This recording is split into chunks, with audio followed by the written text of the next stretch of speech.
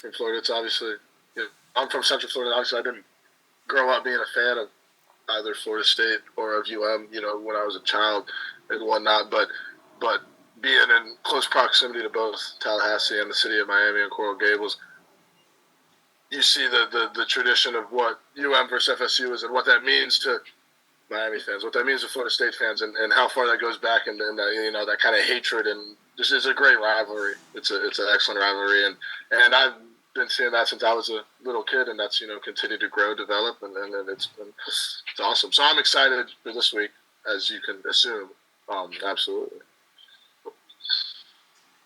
Oh, for sure. And then also, when you were at UCF, I think you guys played the War on I-4, Yeah. right? That's funny. Okay, so what was that like? I mean, that was your own rivalry, right? What was that like for you? How are they? I'm just trying to figure out how are they different? How are they more special? What was that game like? I think every program, when I was at UCF in South Florida, was kind of, especially at the time, our rivals, and they hated us, and really it was a proximity thing, right? Tampa is pretty close to Orlando, and the War on I-4 stems from, you take I-4 from Orlando, which is right next to UCF, and you take that into Tampa, right? You can get to USF and UCF basically just on I-4. So a proximity thing, and then obviously if you know the history, like I would, it doesn't matter, but there's stuff that goes into that goes a little bit outside of football and whatnot that would feed into that rivalry. But I think every school, when I was at UCF, we hated USF, South Florida. South Florida hated us, and that was our rivalry. And then here, FSU and UM was obviously a deep-rooted, long-term, historical, traditional rivalry. And this is Florida State and Miami is obviously it's a more prevalent thing. So that rivalry, runs even deeper because it's more known on a national stage, and there's a lot more history that runs back into it. But even no matter how big, how small the school, whoever your rivals are, if you attend that school or if you're a fan of that school, it's kind of the same feeling, Yeah, I love that. And the last thing is, you might have told us this before, I don't know, like, who were you a fan of? Were you a fan of a certain college team growing up? Was it UCF, or who were you a fan of?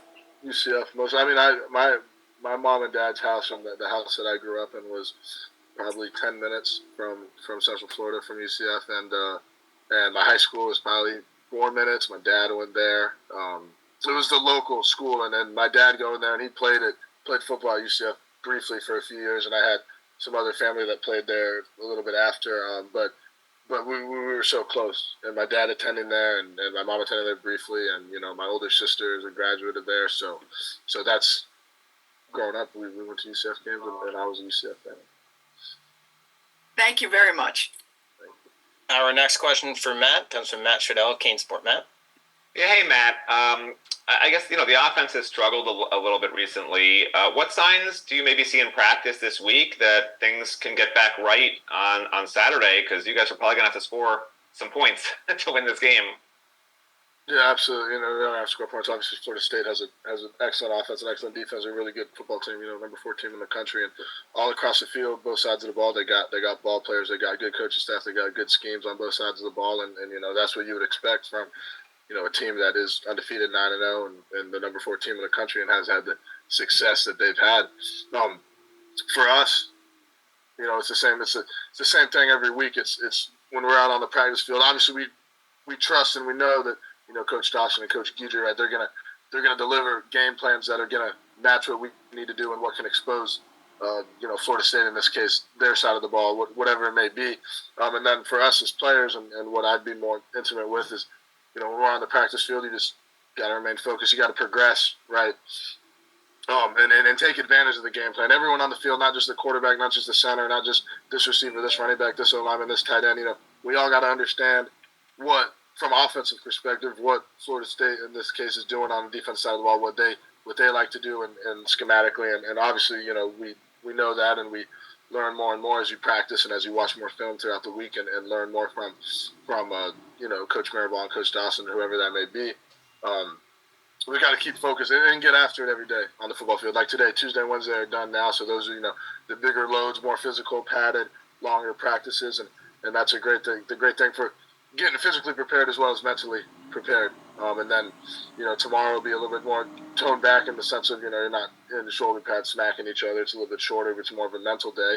Same thing Friday, more of a walkthrough. But it's just coming to work every day with the right head on and remaining focused, trusting each other, picking each other up when someone's down, no matter who that may be, and doing whatever it is necessary to be prepared for Saturday.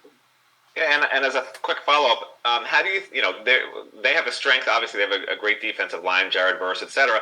How do you think your offensive line, which has done so well, matches up with their defensive line?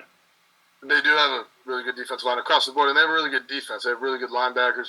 They obviously, like you said, Jared Verse playing defensive end is kind of the name that sticks out the most if you look in the media and whatnot. But their whole defensive line, they're four starters, and the next two guys that kind of rotate the most on the interior. They keep their ends in most of the time, but they will rotate here and there. And then they're starting Mike, they're starting Will, the Sam that they sub in, and the backup Mike and Will that will come in.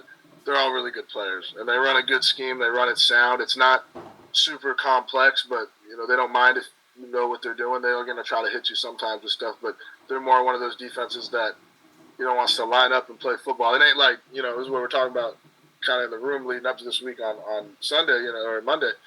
NC State last week was running 3-3-5, and a lot of what that defensive scheme is hey, can we kind of trick these guys? Can we go? Obviously, you're going to be physical and try to beat guys physically, but there's a lot more mental side when you're playing a defense like North Carolina State compared to a defense like Florida State.